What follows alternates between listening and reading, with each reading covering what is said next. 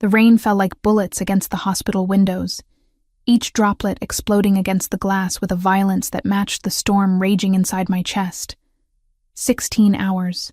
That's how long I'd been on my feet, moving between crying children and worried parents, administering medications and comfort in equal measure. My scrubs clung to my skin, damp with sweat, and the humidity that always seemed to permeate the pediatric ward at Mercy General. I pulled my hair from its messy bun, dark strands sticking to my neck as I finally clocked out. The night shift would take over now. Fresh faces to handle the never-ending stream of emergencies that a public hospital attracted. My feet screamed in protest as I made my way toward the staff exit. Every step a reminder of why I needed to find a second job soon. Ethan's school fees weren't going to pay themselves. The parking garage was a tomb of concrete and shadows, my footsteps echoing off the walls like gunshots. The storm had intensified while I'd been inside, turning the night into something apocalyptic. Lightning illuminated the garage in stark, terrifying flashes, followed by thunder that seemed to shake the very foundation of the building. I was halfway to my beat-up Honda when I heard them. Voices, urgent and angry, coming from the level above. Spanish mixed with something else, words I couldn't quite catch over the rumble of the storm, but the tone was unmistakable. Hunting voices. Predator voices. My blood turned to ice when I heard my name. Aurora Hayes. Enfermera. Works the pediatric ward. They weren't looking for me specifically. They were looking for someone who matched my description. Someone who worked where I worked. But in this light, in this storm, with my dark hair plastered to my head and my hospital ID still clipped to my chest, I was close enough. I ducked behind a concrete pillar, pressing my back against the cold surface. My phone was dead, had been for the last 3 hours of my shift. The landlines were floors away. Might as well have been on another planet. I was alone, trapped, with nowhere to run except deeper into the garage. The voices grew closer, accompanied by the heavy footfalls of men who weren't concerned about stealth. They knew their prey was cornered. Elena should have delivered the shipment yesterday, one of them said, the accent thick and unforgiving. Boss isn't happy about delays. Elena. They were looking for Elena Vasquez, my friend from nursing school, the one who'd been acting strange lately, paranoid, jumping at shadows, the one who'd asked me to cover her shifts without explanation, offering cash payment that I'd been too proud to accept. Check every floor. She has to leave eventually. I had maybe 30 seconds before they reached my level. The stairwell was blocked by their position. The elevator would trap me. But there, just 10 feet away, sat a car that hadn't been there when I'd arrived that morning. A sleek black Maserati with tinted windows, sitting in the shadows like a predator at rest. The passenger door was unlocked. I didn't think. Thinking would have paralyzed me, would have made me consider the wisdom of climbing into a stranger's expensive vehicle.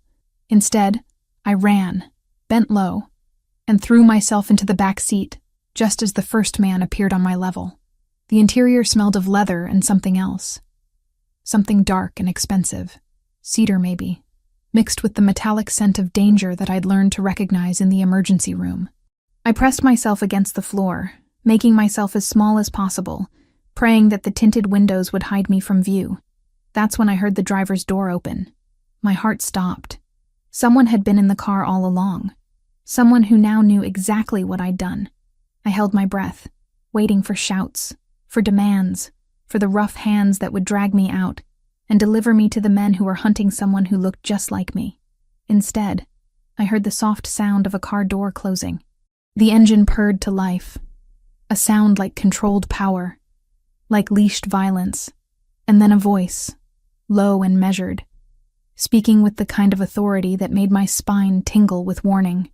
You have 10 seconds to explain why you're in my car before I decide you're a threat. The accent was different from the hunters above. Italian, maybe, wrapped around words that held the promise of violence. I raised my head slowly, meeting eyes in the rearview mirror that were so dark they seemed to absorb light. Even in the dim garage, I could see the sharp planes of his face, the strong jaw, the kind of cold beauty that warned of danger.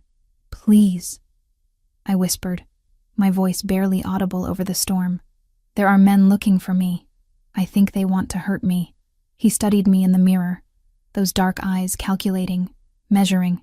I could feel him taking in my hospital scrubs, my exhausted face, the terror that I couldn't quite hide. What men? I don't know. They mentioned Elena Vasquez, but I think they confused me with her. Please. I just need somewhere to hide until they're gone. Above us, footsteps echoed through the concrete structure. Voices called out, growing frustrated. The man in the driver's seat glanced up, then back at me, his expression unreadable. Stay down. Two men appeared at the far end of the level, flashlights cutting through the darkness. They moved systematically, checking between cars, looking for their target. When their beams swept over our vehicle, I pressed myself deeper into the leather seats, certain they would see me. But the tinted windows held their secrets. After what felt like hours but was probably only minutes, the men moved on to the next level. Their voices faded, swallowed by the storm and distance. The man in front of me waited another full minute before speaking again. They're gone. I sat up slowly, my muscles protesting after being cramped in the small space. Thank you. I can go now. I just need to get to my car. He turned in his seat to face me fully, and I got my first clear look at him. Tall, even sitting down, with dark hair swept back from a face that belonged in Renaissance paintings. Handsome, in the way that dangerous men were handsome. Beautiful and terrible at once. A small scar marked his chin, and when he smiled, it didn't reach his eyes. I don't think so. The simple statement sent ice through my veins. What do you mean? He gestured toward the windshield, where two black SUVs had appeared, blocking the garage exits. Those men aren't looking for Elena Vasquez. They're looking for Aurora Hayes, pediatric nurse, lives on Maple Street with her 17-year-old brother, drives a 2018 Honda Civic with a dent in the rear bumper. My breath caught in my throat. How do you know that? Because I make it my business to know everything that happens in my city. He reached into his jacket and I tensed, but he only withdrew a phone, including when someone puts a price on a nurse's head. I don't understand. His dark eyes studied me with an intensity that made me feel exposed, vulnerable. Your friend Elena stole something valuable from some very dangerous people. They think you might know where she is, or where she hid what she took. I don't know anything about Elena's problems. We barely speak anymore. I believe you. The admission surprised me, but they won't. And now that you've been seen with me, you're in more danger than you know. Seen with you? We just met 30 seconds ago. That cold smile returned. My name is Lorenzo Dante Costa. And in about 5 minutes, every criminal organization in this city is going to know that Aurora Hayes was in my car, which means they'll assume you're under my protection. The name meant nothing to me, but the way he said it, like I should recognize it, like everyone should, made my blood run cold. I want to go home. Home isn't safe anymore. He started the engine, the Maserati responding with a growl that seemed to echo off the garage walls. You're coming with me. It's not a request. I reached for the door handle, but it didn't budge. Child locks, or something more sophisticated. I was trapped in a car with a stranger whose name apparently carried weight in circles I didn't want to know existed. This is kidnapping. This is survival. Lorenzo pulled out of the parking space with fluid grace, navigating toward an exit I hadn't seen. The alternative is you end up like the last person who crossed paths with the men who were hunting you tonight. And trust me, Aurora Hayes, you don't want to know what happened to her. The garage door opened at our approach, revealing the storm-lashed street beyond. As we pulled into the night, I caught a glimpse of the black SUVs in the mirrors, still circling like sharks scenting blood. I was no longer Aurora Hayes, pediatric nurse who worked double shifts to support her brother. I had become something else entirely, a piece on a board I didn't understand, in a game whose rules I didn't know. And the man driving me into the darkness held all the cards. The gates that opened for Lorenzo's car weren't just impressive, they were intimidating. Wrought iron twisted into intricate patterns that somehow managed to look both beautiful and threatening, like everything else about the man who commanded them. The driveway stretched ahead, flanked by perfectly manicured trees that seemed to stand at attention in the darkness. I pressed my face to the window, watching the landscape transform from urban chaos to something that belonged in a different world entirely. Soft lighting illuminated gardens that probably cost more than most people's houses, and in the distance, a mansion rose from the darkness like something out of a Gothic novel. This is where you live? Lorenzo's eyes found mine in the rearview mirror. One of the places. The casual way he said it sent another chill through me. One of the places. How many homes did a person need? And what kind of person could afford multiple mansions?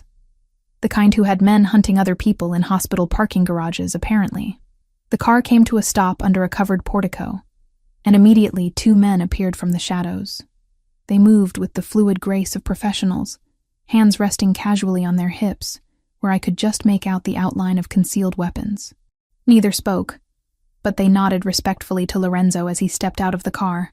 "Don't run," he said quietly, opening my door. "There's nowhere to go, and my men might misinterpret sudden movements." I climbed out on shaking legs, hyper-aware of the armed men watching my every move. The storm had followed us here, rain lashing against the portico's roof in a steady rhythm that sounded like a countdown. The front door opened before we reached it, revealing an interior that took my breath away. Marble floors stretched across a foyer that could have housed a small airplane, and a chandelier hung overhead like captured starlight. Everything gleamed with the kind of perfection that came from unlimited resources and professional maintenance. A woman appeared from a side corridor, her silver-streaked hair pulled back in an elegant chignon. She was probably in her 60s, with sharp eyes that missed nothing, and the kind of bearing that suggested she'd seen everything at least twice. "Mr. Costa," she said, her accent distinctly Italian. "I wasn't expecting guests." "Neither was I, Maria." Lorenzo's hand found the small of my back, guiding me forward with gentle pressure. "This is Aurora Hayes. She'll be staying with us for a while." Maria's gaze swept over me, taking in my damp scrubs, my exhausted appearance, the way I clutched my purse like a lifeline. If she was surprised by my presence, she didn't show it. "Of course, sir. Shall I prepare the blue suite?" "Yes. And have the kitchen send up dinner. Something light." I wanted to protest, to insist that I wouldn't be staying anywhere, but the words died in my throat when I saw the way both of them simply assumed my compliance, as if my opinion on the matter was irrelevant. "Follow me," Maria said, already turning toward a sweeping staircase. "Actually," Lorenzo caught my arm gently but firmly. "First, we talk. Maria, give us 30 minutes. She nodded and disappeared as silently as she'd appeared, leaving me alone with Lorenzo in his palatial foyer. He led me through a doorway into what looked like a study, all dark wood and leather furniture arranged around a fireplace that could have roasted an entire pig. "Sit," he said, gesturing to a chair that probably cost more than my car. I remained standing. "I want to call my brother. He'll be worried when I don't come home. Your phone is dead." "Then let me use yours." Lorenzo poured himself a drink from a crystal decanter, amber liquid catching the firelight like liquid gold. "What will you tell him? That you're safe but can't come home because criminals are hunting you? That you're staying with a man you met 30 minutes ago?" Put that way, it did sound insane. "I'll think of something. Ethan Hayes, 17 years old, senior at Lincoln High, wants to study engineering at State." Lorenzo took a sip of his drink, watching me over the rim. "Soccer team, honor roll, works weekends at the sporting goods store to help with expenses." My blood turned to ice. "How do you know about Ethan?" "I told you.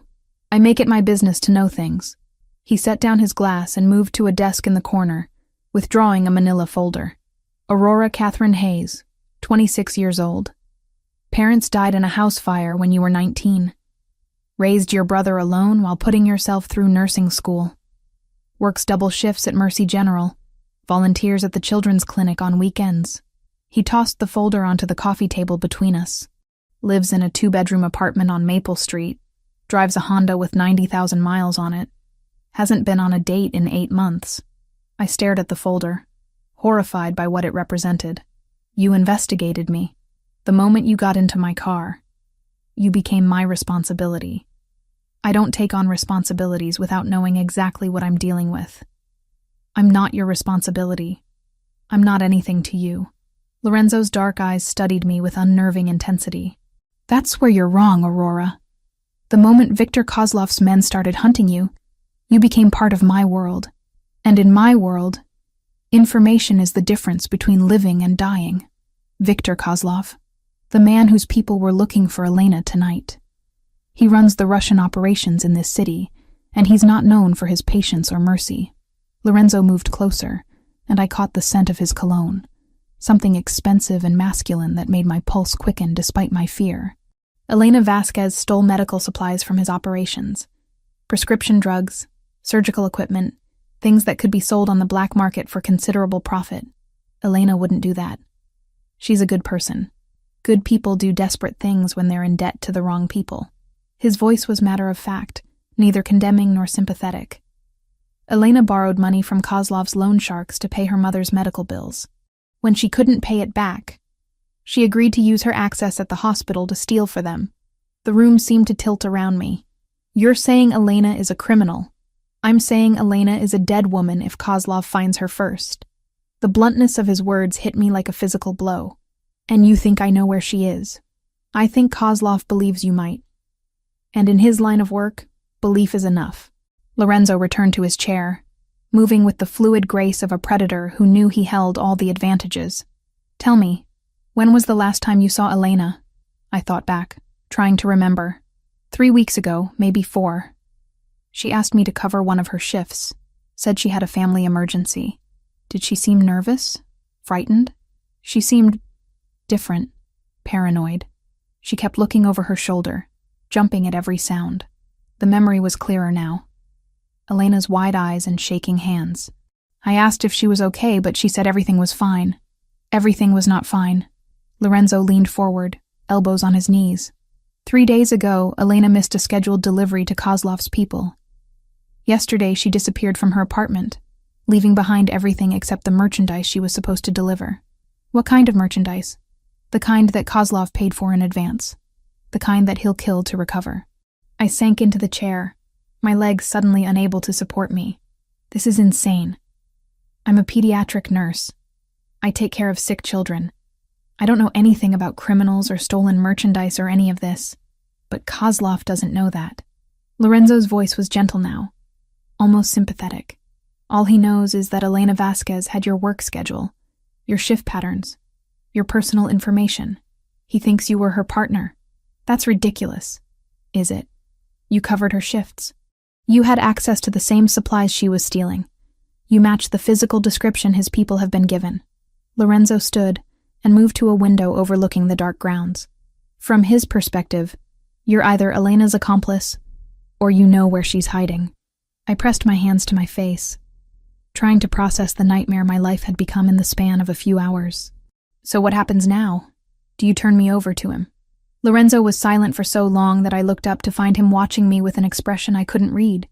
The Costa family and the Kozlov organization have a complicated relationship. Sometimes we're allies, sometimes we're competitors. Always we respect each other's territory. That doesn't answer my question. No, he said quietly. I don't turn you over to him. Relief flooded through me, followed immediately by suspicion. Why? Because Viktor Kozlov is a blunt instrument who solves problems with violence. He'll torture you for information you don't have, then kill you when you can't provide it. Lorenzo's jaw tightened. I prefer more elegant solutions, such as, you stay here, under my protection, until we locate Elena and recover what she stole. Once Kozlov has his merchandise back, his interest in you disappears. It sounded reasonable, logical even. But there was something in Lorenzo's tone, something in the way his dark eyes lingered on me, that suggested his motives weren't entirely altruistic. And if Elena is already dead, then we find the merchandise anyway. He moved back to the desk, pressing a button that summoned Maria almost instantly. Show Miss Hayes to her room. Make sure she has everything she needs. I stood on unsteady legs. How long will this take? Lorenzo's smile was sharp as a blade. As long as necessary. You're under my protection now, Aurora Hayes, whether you want to be or not. The blue suite was larger than my entire apartment, with floor-to-ceiling windows that offered a view of manicured gardens disappearing into the darkness. Rain still lashed against the glass. But here, 3 stories up and surrounded by luxury I'd never imagined, the storm felt distant and manageable. I stood in the center of the room, still wearing my damp scrubs, trying to process the surreal turn my life had taken. 12 hours ago, My biggest worry had been whether I could pick up an extra shift to help pay for Ethan's college applications. Now I was a prisoner in a mansion, protected by a man who spoke of violence and territory as casually as other people discussed the weather. A soft knock interrupted my spiraling thoughts. Maria entered carrying a silver tray, laden with covered dishes that smelled like heaven. "Mr. Costa thought you might be hungry," she said, setting the tray on a small table near the windows. "There are clothes in the wardrobe, all in your size." I stared at her. How does he know my size? Maria's expression gave nothing away. "Mr. Costa is very thorough." The understatement of the century. I lifted one of the silver covers, revealing pasta in a cream sauce that made my stomach growl despite my circumstances. When had I last eaten? Before my shift started, probably. A granola bar scarfed down between patients. "Maria," I called as she reached the door. "How long have you worked for him?" She paused, considering her words carefully. 15 years. Since before his father died. What kind of man is he? For the first time, her composed mask slipped slightly. "The kind who protects what's his. Eat, Miss Hayes. You'll need your strength." After she left, I explored the wardrobe she'd mentioned. Inside hung clothes that still had tags, all in my exact size, all in colors that would complement my complexion. Jeans, sweaters, dresses, even lingerie that made me blush. Everything perfectly chosen, as if someone had studied not just my measurements, but my preferences. The thought made my skin crawl. I forced myself to eat the pasta, partly because I was starving, and partly because I suspected I'd need energy for whatever came next. The food was incredible, the kind of meal I'd only experienced at expensive restaurants on the rare occasions I could afford them. When I'd finished, exhaustion hit me like a wave. The shower was larger than most bathrooms, with water pressure that felt like heaven against my aching muscles. I found silk pajamas laid out on the bed, probably worth more than I made in a month. Sleep should have been impossible. I was in a stranger's house, surrounded by armed men, with criminals hunting me through the city. But my body had reached its limit. I fell into the plush bed and was unconscious within minutes. I woke to sunlight streaming through the windows and the sound of voices drifting up from the gardens below. For a moment, I forgot where I was. Then reality crashed down like cold water.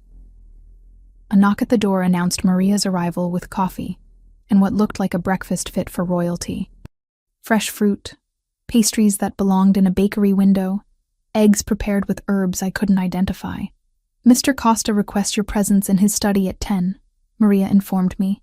"He has information about your friend, Elena." I'd almost forgotten why I was here in my fear and confusion.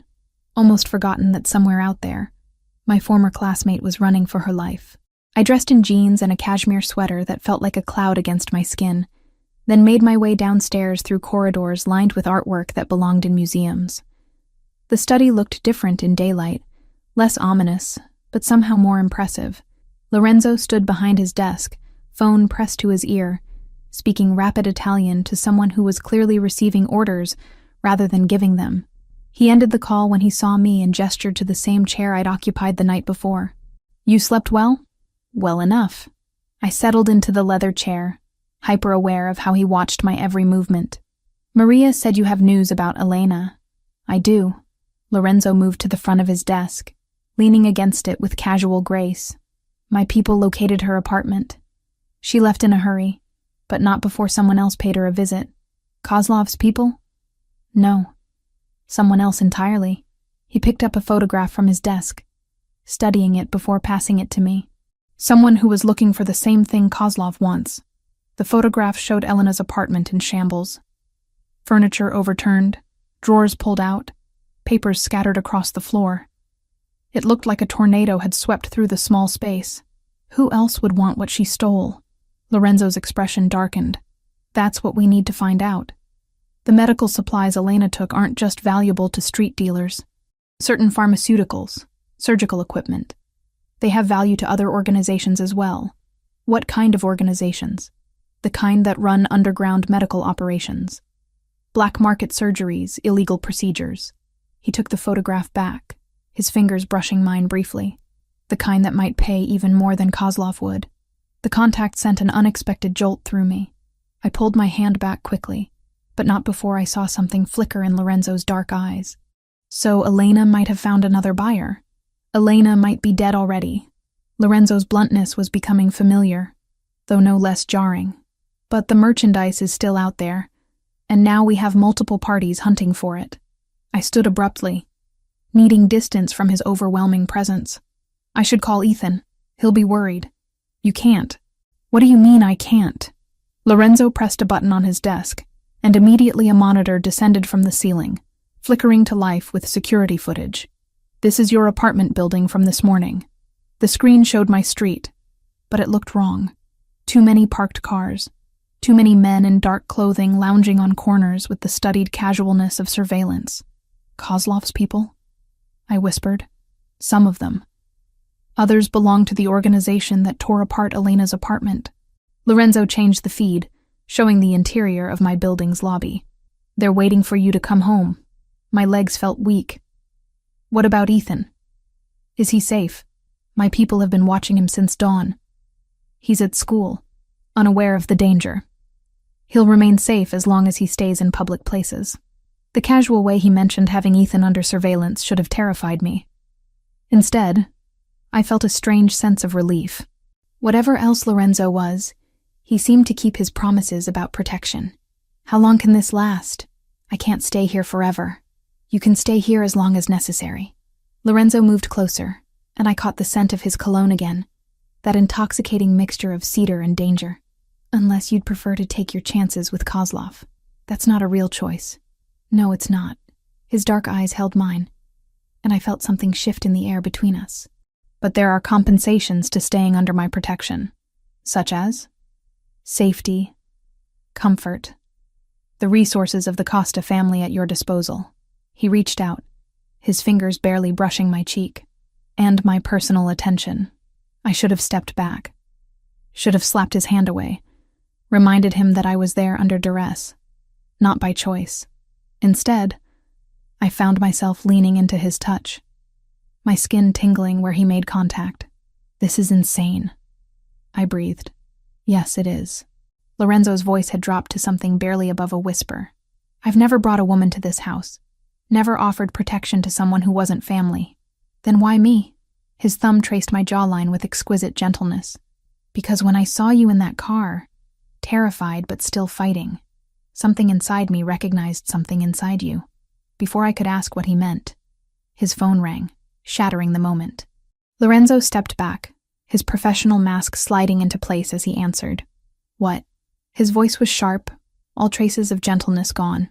When? A pause. No, don't move until I get there. He ended the call and moved to a safe hidden behind a painting, withdrawing a gun that he tucked into a shoulder holster with practiced ease. What's happening? Elena's been found. Lorenzo shrugged into a jacket that concealed his weapon.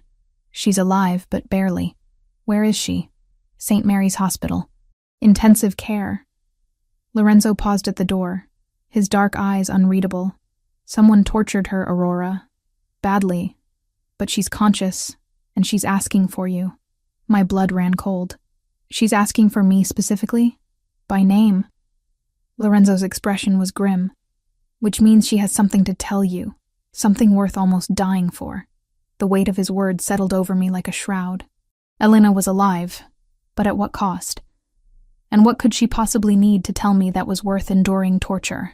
We leave in 10 minutes, Lorenzo said. And Aurora? Whatever Elena tells you, remember that your life might depend on it. The drive to St. Mary's Hospital felt like traveling through a war zone. Lorenzo's men had formed a convoy around us, 3 black SUVs that moved with military precision through the morning traffic. I sat in the back of the Maserati, watching the city pass by through bulletproof glass, trying to prepare myself for what I might find when we reached Elena. Tell me about her, Lorenzo said, his eyes never leaving the road. Elena Vasquez. How well did you know her? We went through nursing school together. She was brilliant, top of our class in pharmacology. I twisted my hands in my lap, remembering the bright-eyed girl who had dreamed of working in pediatric oncology. She wanted to help children with cancer, said she'd lost her father to it when she was 12. People with noble intentions often make the worst criminals. They justify anything in service of a greater good.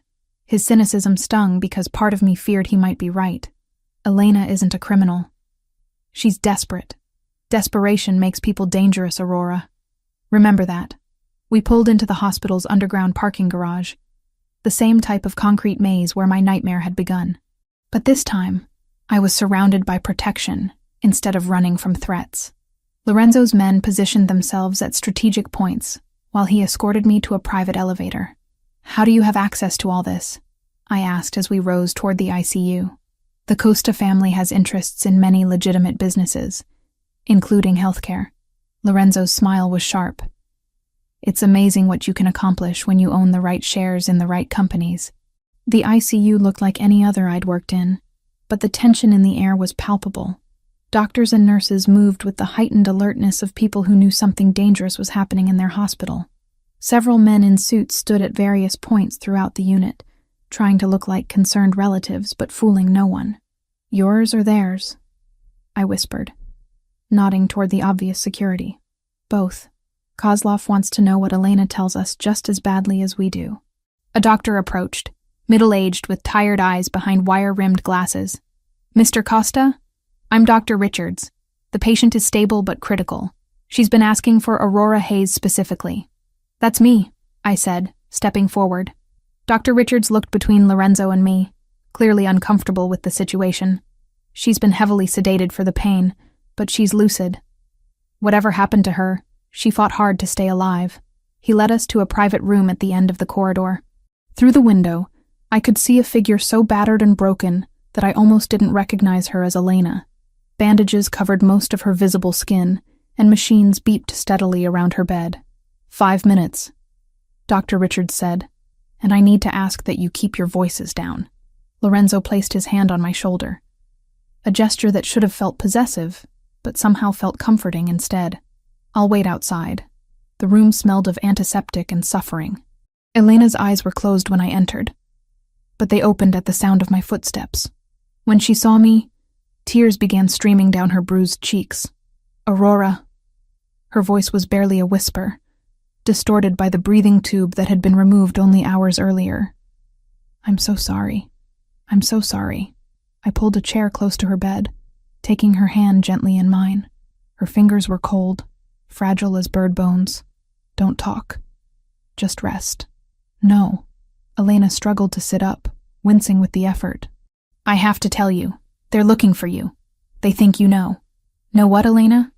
What did you steal?" "Not medical supplies." Elena's grip tightened on my hand with surprising strength. "That was just cover. What I really took was information. Files. About the Petrov family." The name hit me like ice water. "The Petrovs? Your father worked for them, before he died." Elena's eyes were wide with desperation. "Aurora, your father didn't die in an accident. He was killed because he tried to get out, tried to take his files and disappear." The room tilted around me. "You're lying. The files I stole, they're about money laundering operations going back 15 years. Your father's name is all over them. Account numbers, transaction records, everything." Elena coughed, specks of blood appearing on her lips. "Viktor Kozlov wants them because they prove the Petrovs have been stealing from him for years. But Lorenzo Costa wants them too." "Why would Lorenzo care about files on the Petrovs?" Elena's eyes met mine with heartbreaking clarity. "Because the Costa family was hired to kill your father. Lorenzo's father gave the order personally." The words hit me like physical blows. My father, dead for 7 years, killed by the family of the man who was now claiming to protect me. The man whose touch made my pulse race, whose dark eyes held secrets I was only beginning to understand. "Where are the files, Elena?" "Hidden. Somewhere safe." Elena's breathing was becoming more labored. "But Aurora, there's more. The reason they want you isn't just about the files. It's about what's in them." "What do you mean?" "Your father didn't just launder money for the Petrovs.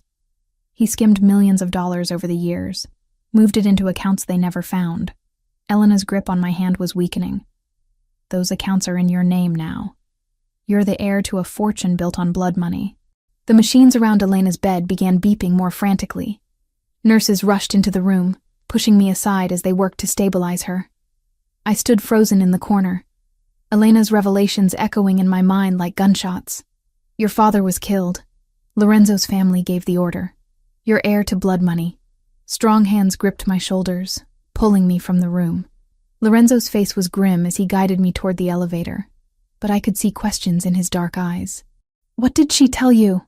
I stared at him, seeing him with new eyes. Not the dangerous but protective man who had saved me from Viktor Kozlov's hunters, but the son of the man who had ordered my father's execution.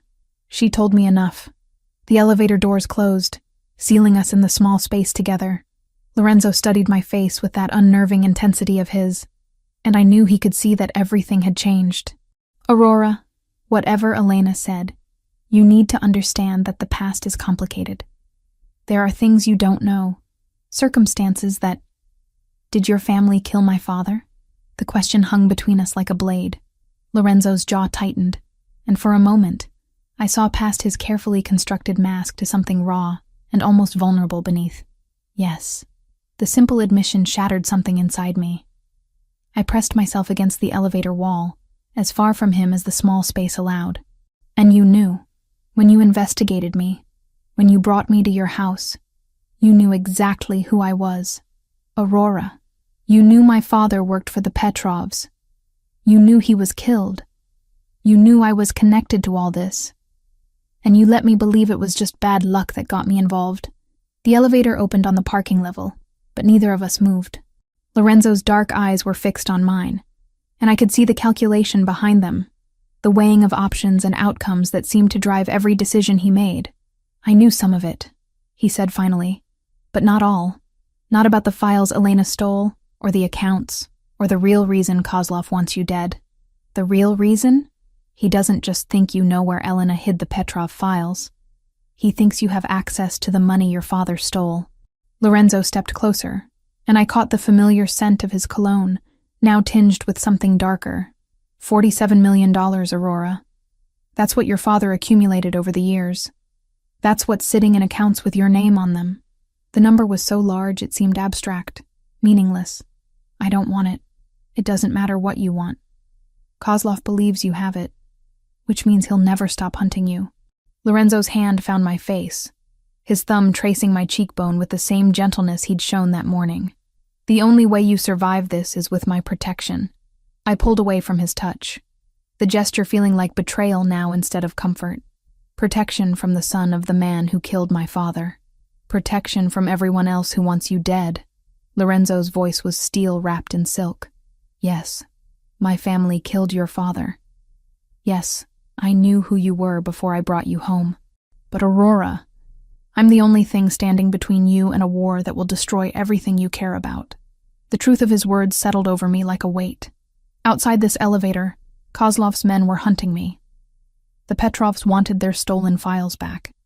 And somewhere in the city, $47 million sat in accounts that painted a target on my back the size of a skyscraper. I need time to think.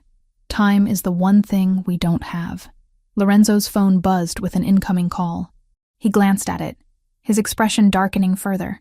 Elena just died. And Dr. Richards is telling anyone who'll listen that she was conscious long enough to talk to you. The elevator suddenly felt like a trap. Meaning everyone knows you have information now. Whatever Elena told you, whatever secrets she shared, you're no longer just a person of interest. Lorenzo's dark eyes met mine with grim certainty. You're the key to everything. And that makes you the most dangerous woman in the city. The ride back to the mansion passed in suffocating silence. I stared out the bulletproof windows at a city that had become foreign to me in the span of 48 hours. Every shadow potentially hiding someone who wanted me dead.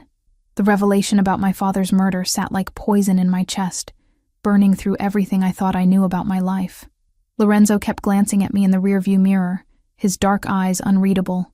I could feel him calculating, weighing options, probably deciding whether I was still useful or had become too dangerous to keep alive. The man who had touched my face with such gentleness was gone, replaced by the cold strategist who could order deaths without blinking. When we reached the estate, I didn't wait for him to open my door.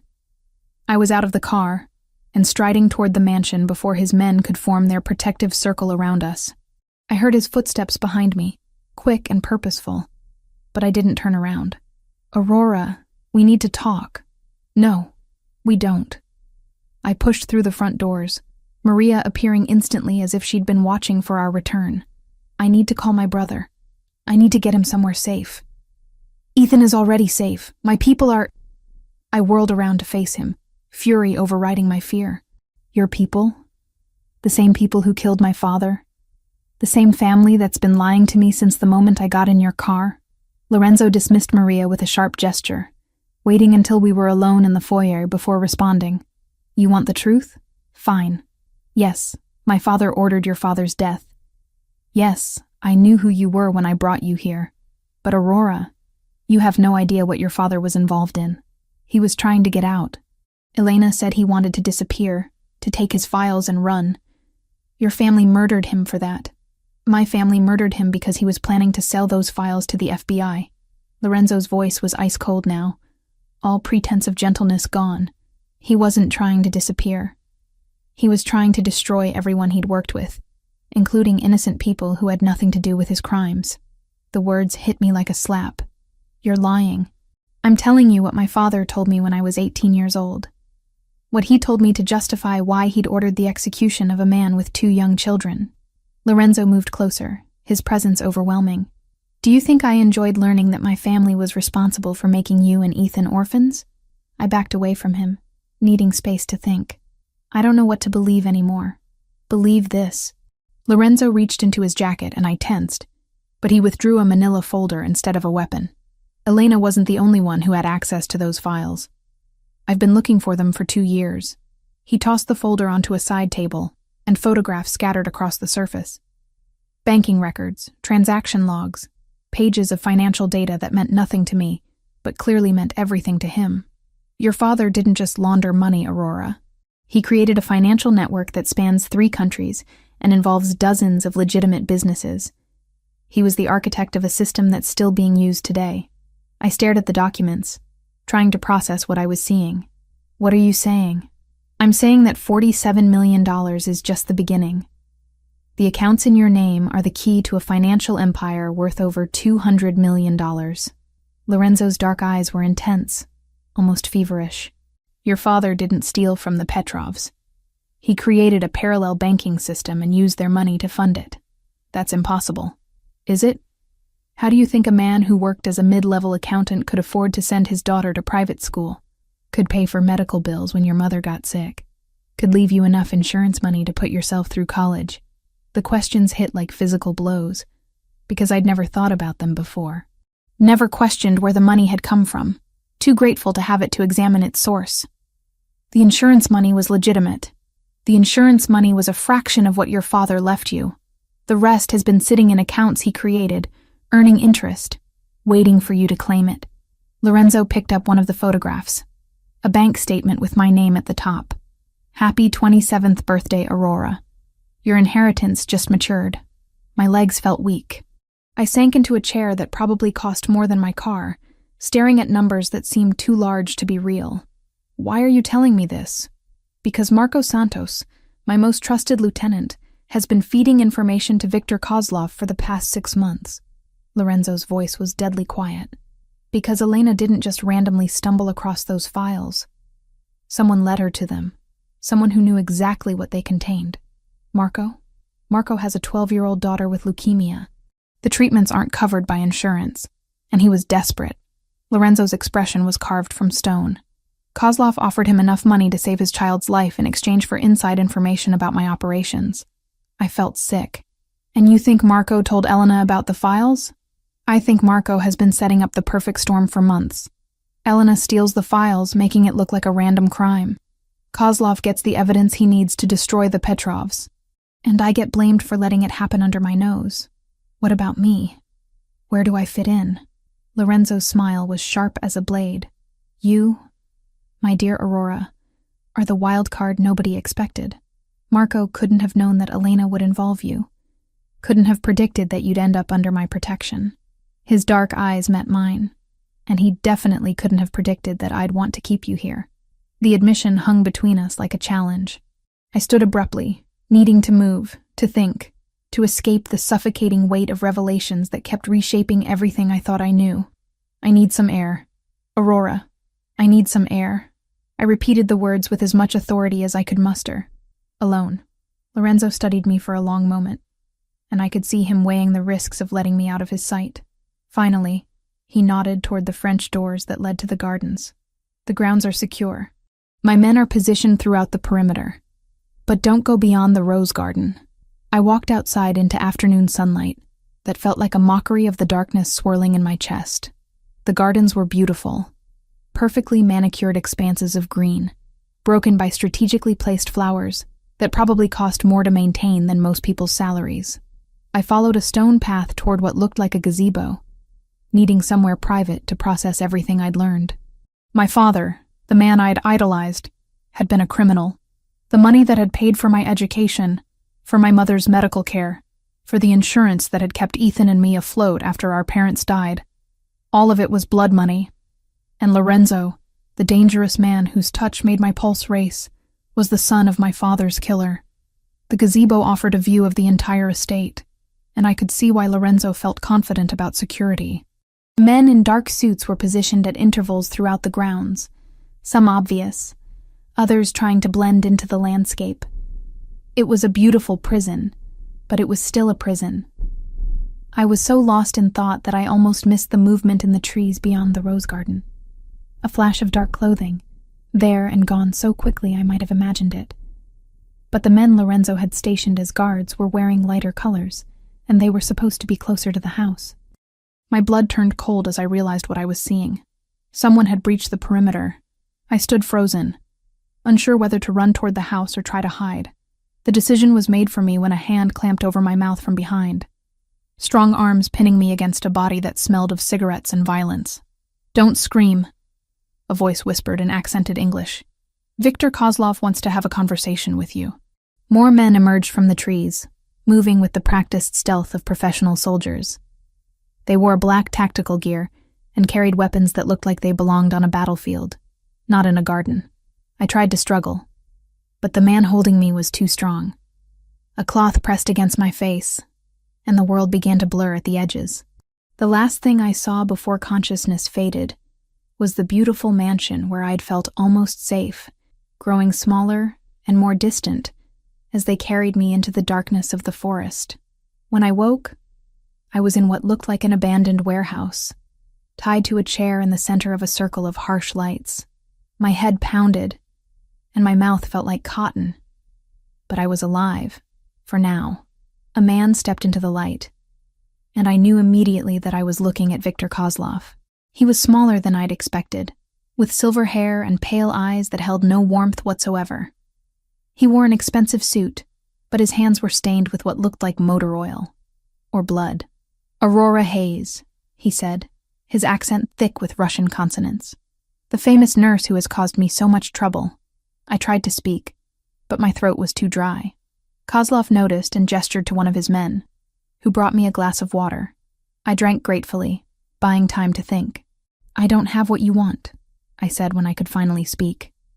"But you know where it is."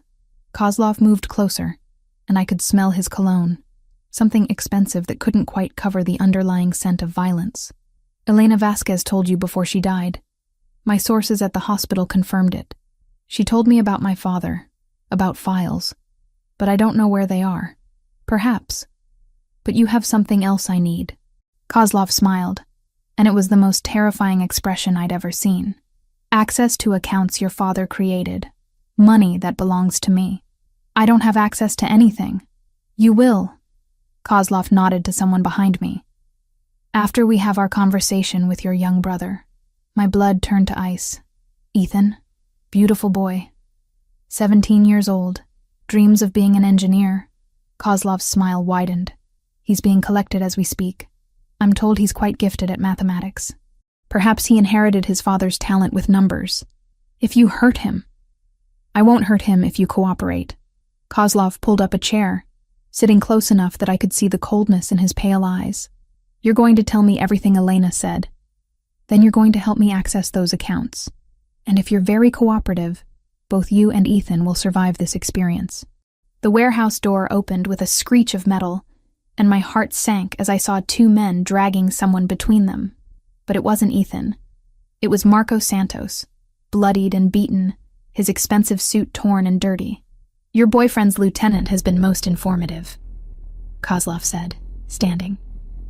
"He's told me all about Lorenzo Costa's weaknesses, including his newest one." He looked at me with that terrible smile. "You." The hours that followed blurred together in a haze of fear and pain. Viktor Kozlov was patient in the way only truly dangerous men could be patient. He didn't torture me, not physically. Instead, he showed me photographs of Ethan walking to school, sitting in classes, completely unaware that his life hung by a thread. "Your brother is very studious," Kozlov observed, flipping through images that made my blood run cold. "He stops at the same coffee shop every morning at 7:15, orders the same drink. Very predictable habits." "Please," I whispered, the words scraping against my throat. "He's just a kid. He doesn't know anything about any of this." "But you do." Kozlov set the photographs aside and leaned back in his chair. "Elena Vasquez told you something before she died. Something important enough. That Lorenzo Costa's people have been tearing the city apart looking for you." Marco Santos hung from chains in the corner, barely conscious. Every few minutes, Kozlov's men would splash water on his face to keep him awake, ensuring he could witness what was happening, what would happen to me if I didn't cooperate. "I told you everything Elena said. About the files. About my father. About the money in accounts I can't even access." "Ah, but that's not entirely true, is it?" Kozlov smiled, and I felt ice form in my veins. "Marco here has been most informative about Lorenzo's recent activities. Did you know that your lover has been moving substantial sums of money in the past 2 days?" I stared at Kozlov, not understanding. "What do you mean?" "I mean that Lorenzo Costa has gained access to your father's financial network. Those accounts you claim you can't reach. He's been draining them systematically since the night he brought you to his home."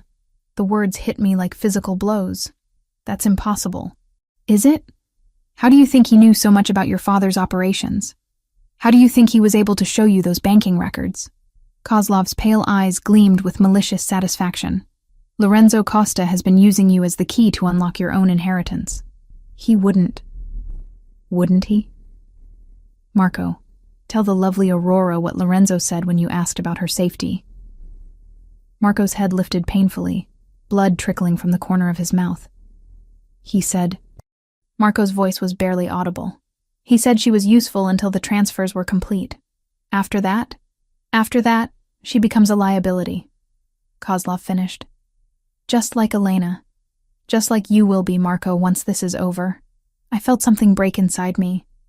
Not just my heart, but something deeper. The man who had touched my face with such gentleness, who had made me feel protected for the first time in years, had been using me from the beginning. Not just for information about Elena, but as a living, breathing key to my father's hidden fortune. "The files Elena stole," I said, my voice hollow. "Where are they really? That's what we're going to find out." Kozlov stood, straightening his suit jacket. "Because Lorenzo Costa is coming for you, my dear. And when he arrives, you're going to help us convince him to return what he's stolen. Why would he come? If he has what he wants from me, because Marco was right about one thing. You've become Lorenzo's weakness." Kozlov's smile was predatory. "Did you know that he executed 3 of his own men for failing to protect you? That he's mobilized every resource at his disposal to find you?" I wanted to feel hope at his words. But Kozlov's next revelation crushed it before it could form. Of course, he's also been systematically emptying those accounts while he searches. By my calculations, he's transferred over $30 million in the past 6 hours. Kozlov checked his expensive watch. "At this rate, your inheritance will be gone by midnight." The warehouse door exploded inward with a sound like thunder. Armed men poured through the opening, moving with military precision. I heard gunfire, shouts in multiple languages, the controlled chaos of a professional assault.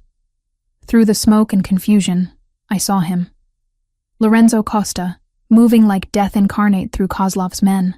He wore all black, a gun in each hand, his dark eyes scanning the warehouse until they found mine.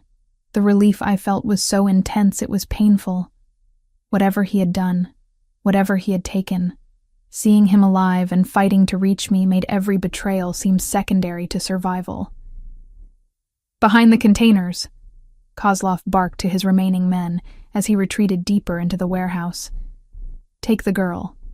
Rough hands grabbed me, chair and all, dragging me into the maze of shipping containers that filled the back half of the building. I could hear the gunfight continuing, could smell cordite and blood, but I couldn't see what was happening.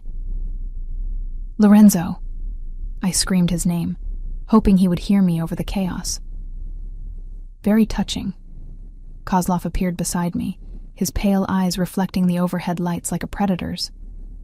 "Your lover is quite devoted. It's almost a shame that we'll have to kill him." "The files," I said desperately. "I know where Elena hid them." Kozlov paused, studying my face for signs of deception. "You're lying.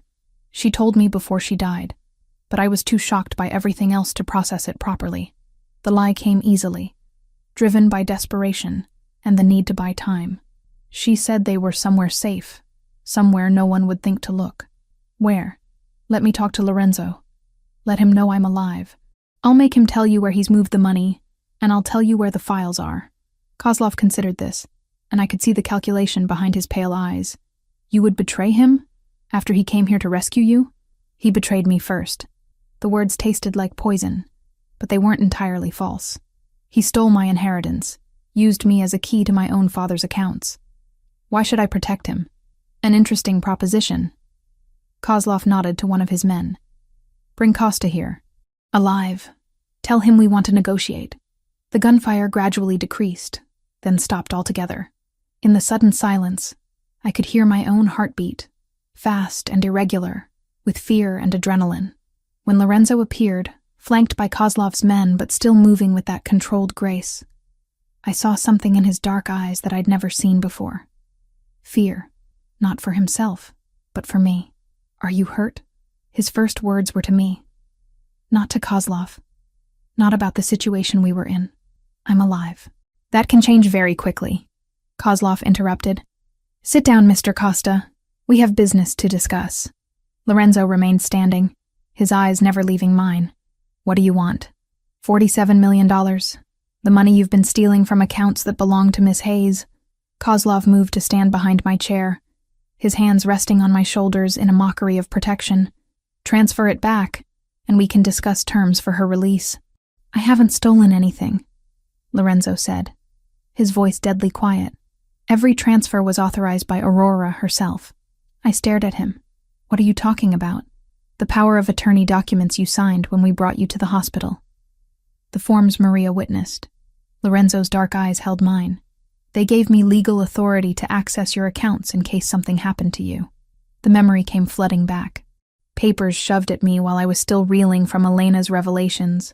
Maria's reassuring presence as I signed document after document without reading them.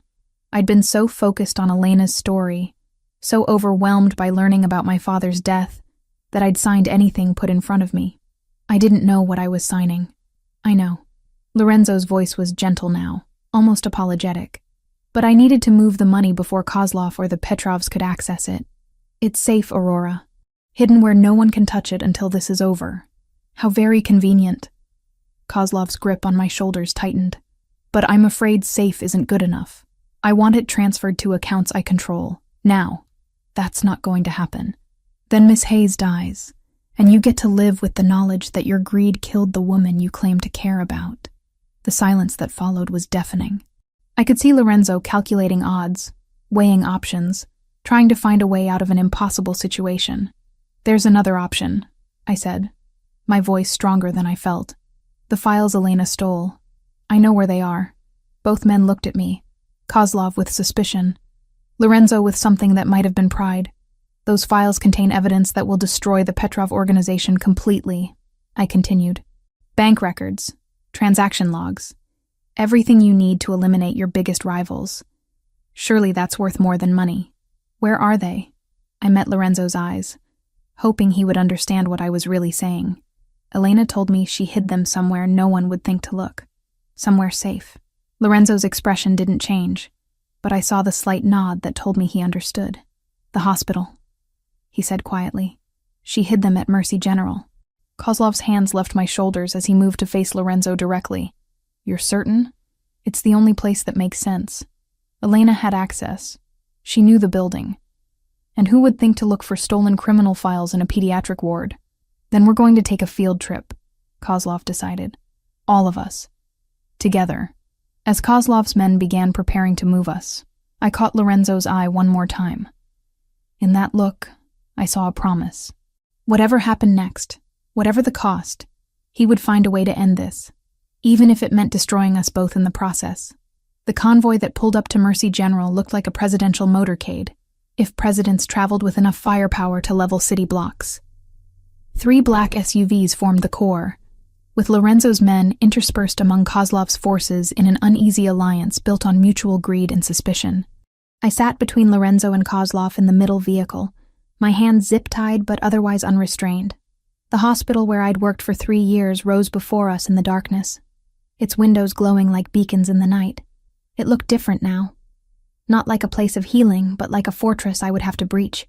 "Remember," Kozlov said as we approached the staff entrance, "you will act naturally.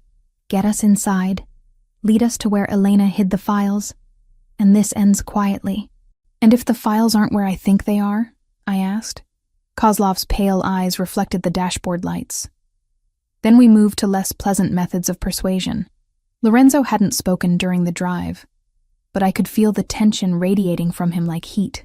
His dark eyes constantly scanned the streets, the shadows, looking for opportunities or threats. When he finally looked at me, I saw something that made my pulse quicken. He had a plan.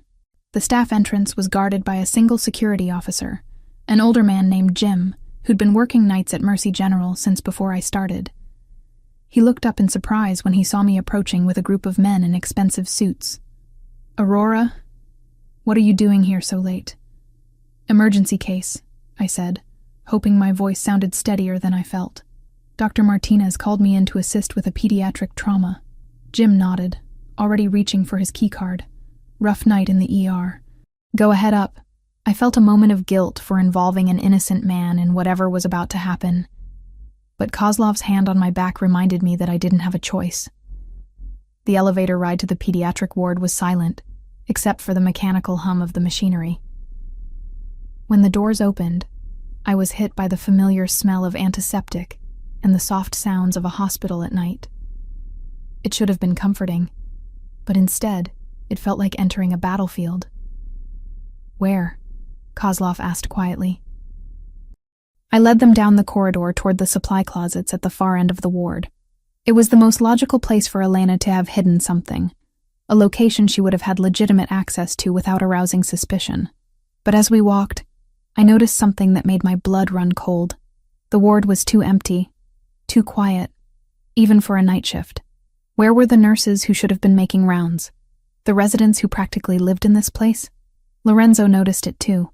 His hand moved almost imperceptibly toward his concealed weapon, and I saw him catch the eye of one of his men, some silent communication passing between them. We reached the supply closet, and I used my keycard to open it. The small room was exactly as I remembered it, lined with shelves of medical supplies, linens, and equipment.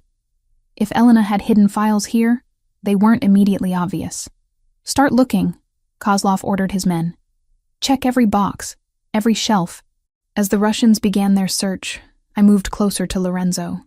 "Something's wrong," I whispered. "I know." His response was barely audible. "The hospital's been evacuated. This is a setup." Before I could ask what he meant, the lights went out. Emergency lighting kicked in immediately, bathing everything in an eerie red glow. In that hellish illumination, I saw Kozlov's men reaching for their weapons just as the real battle began. The attack came from multiple directions at once. Windows exploded inward as men in tactical gear rappelled down the side of the building. The stairwell doors burst open, disgorging more armed figures. The elevator dinged cheerfully as it opened to reveal a team that looked like they belonged on a battlefield, not in a hospital. "Down!" Lorenzo's hand found my shoulder, pushing me to the floor as gunfire erupted around us.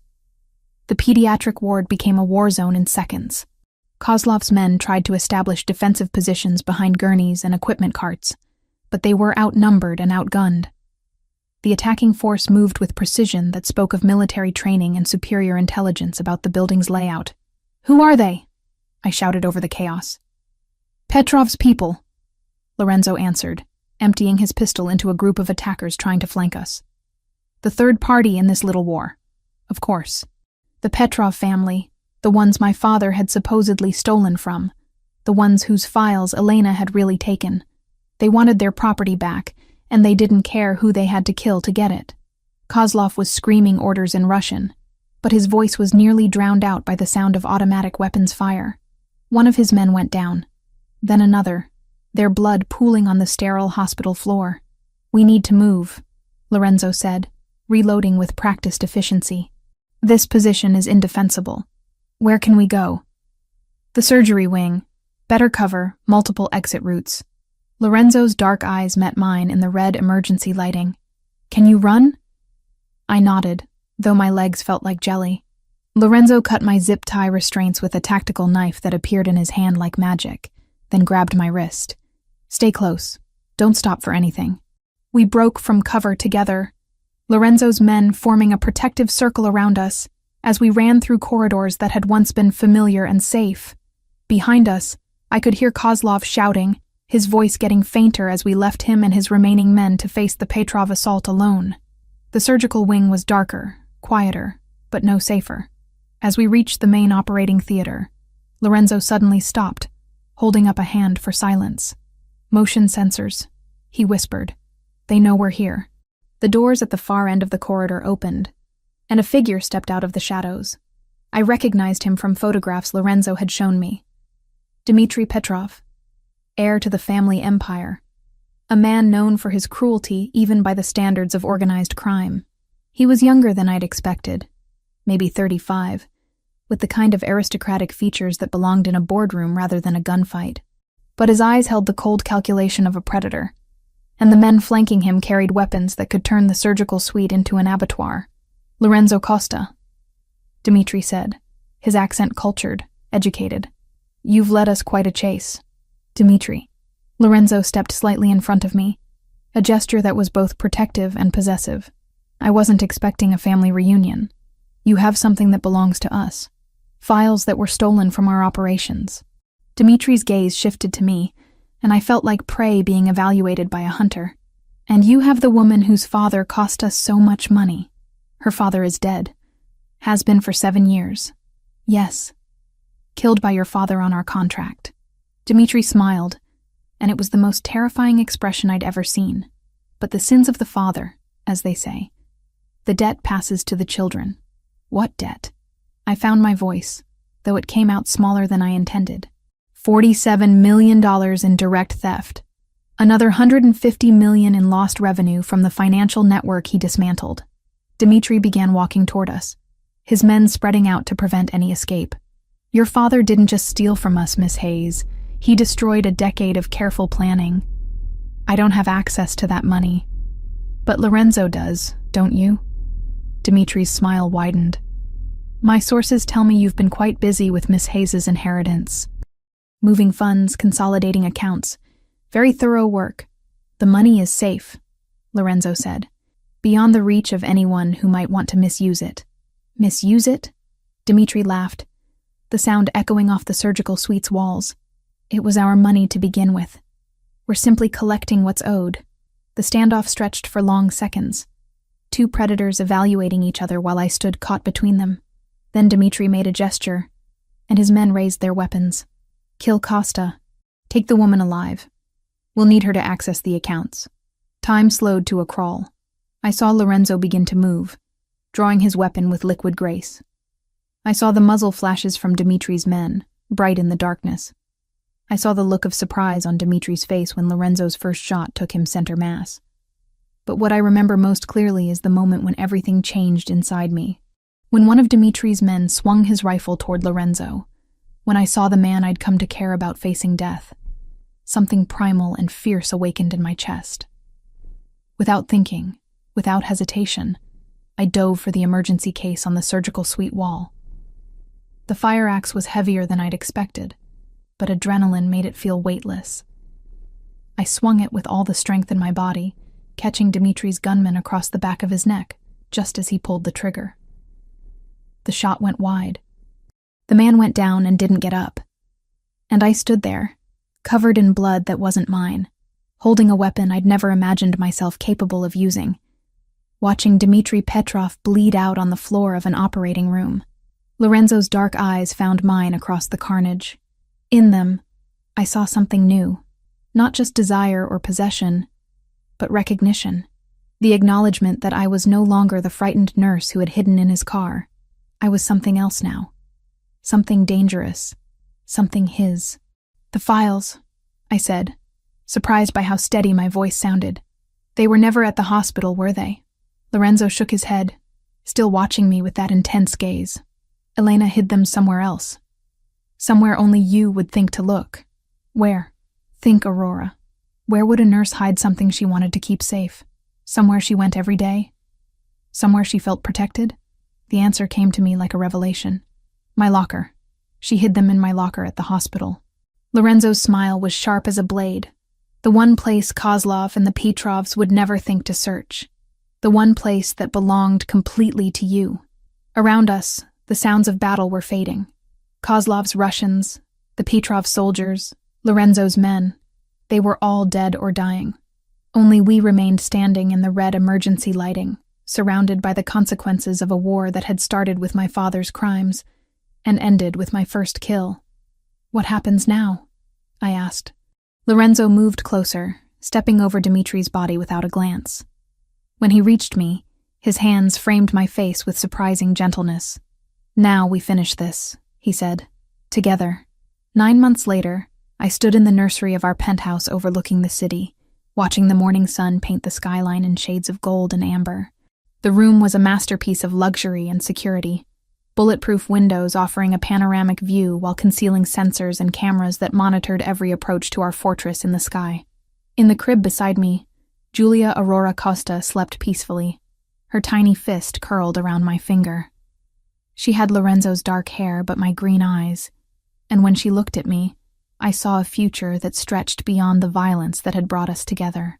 "She's perfect," Lorenzo said from the doorway, his voice soft with wonder that still surprised me after all these months. He approached with the careful quiet of a man who had learned that the most precious things in life were also the most fragile.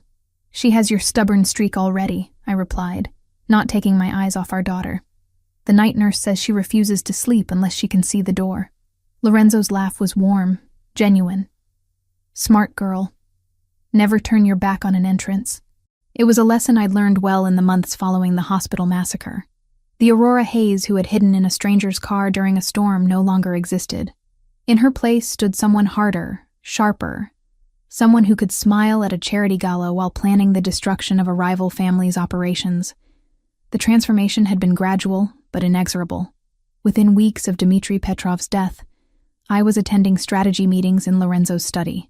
Within months, I was running my own operations, using my medical background to establish a network of legitimate businesses that served as fronts for our expanding empire. "The Tokyo expansion is ahead of schedule," I said, shifting into the professional tone that had become second nature. "Dr. Yamamoto's surgical clinic is already showing returns, and the pharmaceutical imports are exceeding projections. And the Seoul connection? Secured." Elena's files provided exactly the leverage we needed with the Korean syndicate. I finally looked at him, seeing the pride in his dark eyes. "Your father's old contacts are proving surprisingly cooperative." The mention of his father no longer carried the weight it once had. In the months since we'd eliminated the Kozlov and Petrov threats, Lorenzo had shared more of his family's history. The violence, yes, but also the code that governed it. The protection of family above all else. The understanding that power came with responsibility. And I had proven myself worthy of both. "There's something else," Lorenzo said, moving to the window that looked out over our domain. "Intelligence suggests that the Bratva is considering a move into our territory. Let them come." The words came easily, backed by confidence earned through months of successful operations. "We have assets they don't know about, resources they can't match. Including you." I smiled, the expression feeling natural on lips that had once trembled with fear, especially me. Lorenzo's phone buzzed with an encrypted message. He read it, his expression shifting to something satisfied and predatory. "The Baltimore shipment?" I asked. "Intercepted by federal agents 30 minutes ago. The Morettis are going to have a very difficult conversation with their investors. And our involvement? Completely invisible. The tip came from an anonymous source concerned about drug trafficking near schools." Lorenzo's smile was sharp. Dr. Aurora Costa's civic-minded conscience, no doubt. Dr. Aurora Costa. The identity had been legally established 3 months ago, complete with medical credentials that would pass any scrutiny. On paper, I was a pediatric consultant who split my time between private practice and humanitarian work. In reality, I was the strategic mind behind the Costa family's expansion into legitimate medical businesses that generated both profit and influence. "Ethan called this morning," I said, adjusting Julia's blanket with practiced care. "His engineering program is going well. Dean's List again. He doesn't suspect anything. He thinks his mysterious scholarship came from a medical foundation I recommended him to. I traced my daughter's perfect features with one finger. He'll never need to know the truth about any of this." Protecting Ethan had been non-negotiable from the beginning. He lived in blissful ignorance of his sister's transformation, attending university on a full scholarship that appeared to come from legitimate sources. In his world, I was still the devoted sister who worked too hard to support them both. It was a fiction I maintained carefully, one of the many masks I wore to protect the people I loved. "Mrs. Costa?" Maria appeared in the doorway, her expression respectful but urgent. "Your guest has arrived." "Thank you, Maria. The blue study, as you requested." I handed Julia to Lorenzo, who took her with the careful reverence he showed all precious things. 20 minutes, I told him. "This won't take long." The blue study was where I conducted my most delicate business. Meetings that required absolute privacy, and the kind of authority that came from sitting behind my father's recovered desk. The irony wasn't lost on me that the furniture stolen from his office after his death had been returned to his daughter, along with everything else that was rightfully mine. My guest was already seated when I entered, a nervous-looking man in his 50s, who clutched a briefcase like a lifeline. Dr. Stevens, chief administrator of Mercy General Hospital, where this had all begun. "Dr. Costa," he stammered, rising partially from his chair. "Thank you for seeing me. Please sit." I settled behind the desk, noting how his eyes darted to the windows, the cameras, the subtle security measures that marked this as a place where important decisions were made. "You said this concerned my former colleague, Elena Vasquez." "Yes, well, there have been questions. Investigators asking about her access to restricted areas, her work schedule, her associations." Dr. Stevens wiped his forehead with a handkerchief. "The insurance company is threatening to deny coverage for the damages from that night unless we can provide satisfactory answers." "What kind of damages?" "The pediatric ward will need complete renovation. The surgical suite is a total loss. Nearly $2 million in repairs and equipment replacement." His voice cracked slightly. "Without insurance coverage, the hospital faces bankruptcy." I leaned back in my chair, studying him with the same intensity Lorenzo had once used on me. "And you think I can help with this problem? The Aurora Costa Foundation has been so generous with its donations. Your pediatric wing expansion, the new equipment for the NICU?" Dr. Stevens leaned forward desperately. "If there were some way to expedite the insurance process, or perhaps arrange bridge funding." "You want me to make your problems disappear?" The blunt statement hung in the air between us. Dr. Stevens's face reddened, but he nodded. "What you're asking would require significant resources, influence at the highest levels of the insurance industry, the kind of connections that don't come free." I stood, moving to the window that overlooked the city where I'd once worked double shifts to pay rent. "What are you prepared to offer in return?" "Anything. Complete cooperation with any of your foundation's initiatives. Priority access to our facilities for your research programs. Whatever you need." "What I need, Dr. Stevens, is a hospital that understands the value of discretion.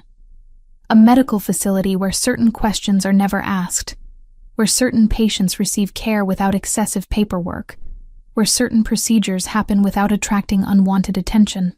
Understanding dawned in his eyes, followed immediately by fear. "You want us to compromise our medical ethics?" I want you to expand your definition of medical ethics to include protecting people who have nowhere else to turn. I returned to my desk, opening a drawer to withdraw a check already made out for $3 million. This covers your insurance shortfall plus facility improvements. In return, Mercy General becomes a partner in my humanitarian efforts. Dr. Stevens stared at the check, and I could see him calculating the implications. The money would save his hospital, but accepting it would make him complicit in whatever operations I chose to run through his facility. The children, he said finally, the real patients, the innocent ones, will receive the best care money can buy. Cutting-edge equipment, world-class specialists, experimental treatments that most hospitals can't afford. I slid the check across the desk. I was once one of those children, Dr. Stevens. I understand their value. He took the check with trembling fingers, and I knew I had him. Another piece of the empire Lorenzo and I were building. Another resource that would serve our purposes while genuinely helping the people I'd once been sworn to protect. After he left, I returned to the nursery to find Lorenzo feeding Julia while reviewing security reports on his tablet. The domestic scene should have been incongruous, but I'd learned that the most dangerous predators were often the most devoted parents. Successful meeting? He asked without looking up from our daughter. Mercy General is now fully cooperative. Dr. Stevens has seen the wisdom of our approach. I settled into the chair beside him, watching our daughter's perfect trust as she fed. How long before she's old enough to understand what we do? Years yet. By then, the world will be different. Safer. Lorenzo's dark eyes met mine over Julia's head. We're building something that will outlast us, Aurora. An empire that protects its own.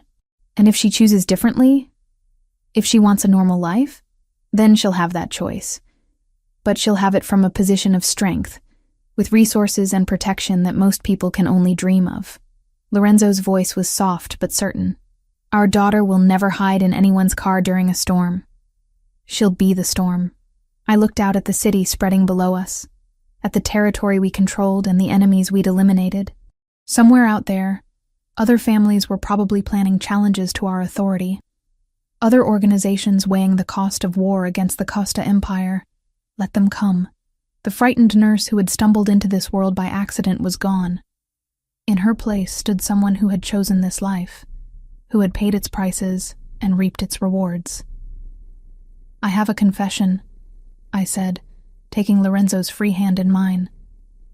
Only one? I'm pregnant again. Lorenzo went very still, his dark eyes widening with surprise and something deeper. Joy, perhaps, or the recognition that our family was becoming something unbreakable. How long have you known? 3 weeks. I wanted to be certain before I told you. I smiled, feeling the same wonder I'd experienced with Julia's pregnancy. Dr. Reeves confirmed it this morning. Another girl. Lorenzo set down his tablet and pulled me closer, careful not to disturb Julia but needing the contact. 2 daughters, he murmured against my hair. 2 reasons to make the world bend to our will. 2 queens for our empire, I corrected, if they choose to claim it. Outside, storm clouds were gathering on the horizon, dark and promising. But here in our tower, surrounded by the wealth and power we'd claimed together, I felt nothing but anticipation.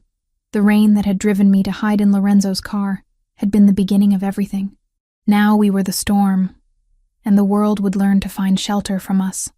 Our empire stretched before us, built on blood and love in equal measure, and in my arms, the future slept peacefully, dreaming of a world that would always bend to protect her. Some stories end with redemption, others end with transformation. Ours ended with conquest.